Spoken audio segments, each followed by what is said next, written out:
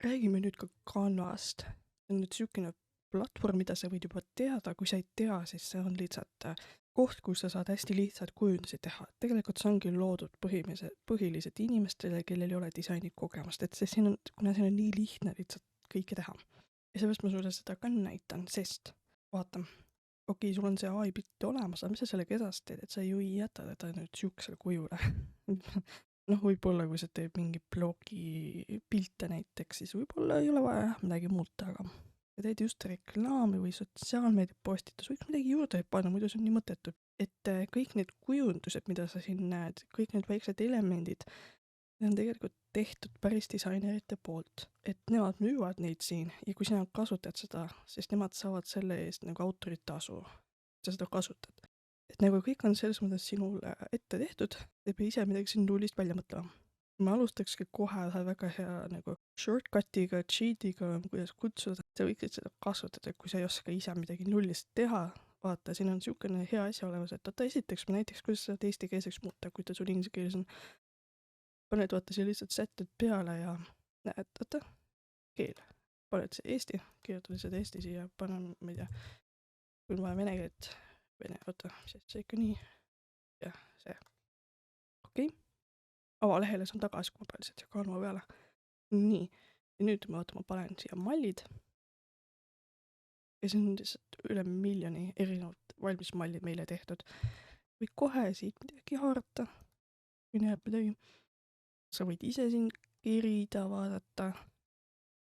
Facebook, Instagrami lood, postitused. Kui niimoodi leiab midagi väga hea, siis pane lihtsalt vaata siia, vaata kõiki.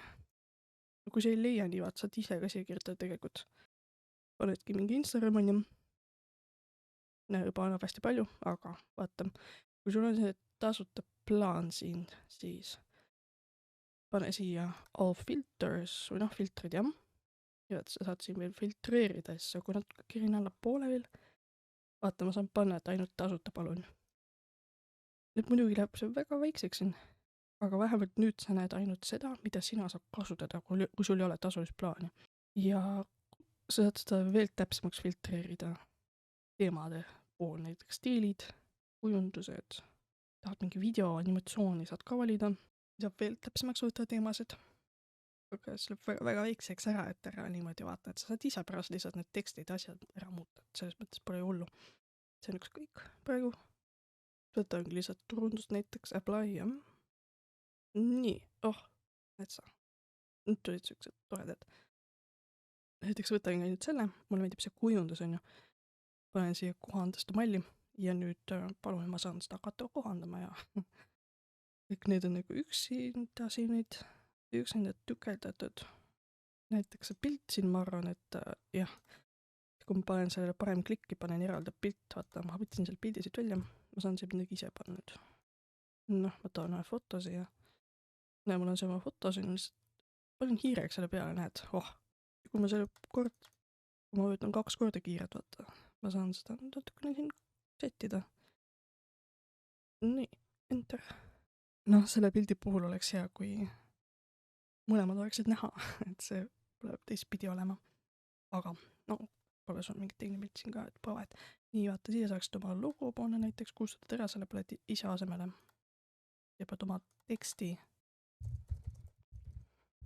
selle võid ära kustutada, sa paned ise midagi siia kirja. Saad seda veel siin liigutada. Et see ei pea samamoodi jätma. See on lihtsalt hea, et sa ei pea nullist alustama, et saad värviga muuta, et kui sa võetad selle peale, näed siin. Panedki mingit teksti värvi saab ka. Võetad selle peale, siis siit tausta või mis ta on, teksti värvi. Ja et sa ise ei peaks välja luuletama mingit värvi, väga hea on see, et ta võtab nagu foto pealt mingid värvid. See foto, mis sa siin viskasid, kui sul on foto, siis ta hakkab sulle ise pakkuma selle järgi. Kui sul on endal mingi brändi värvid, kasuta neid.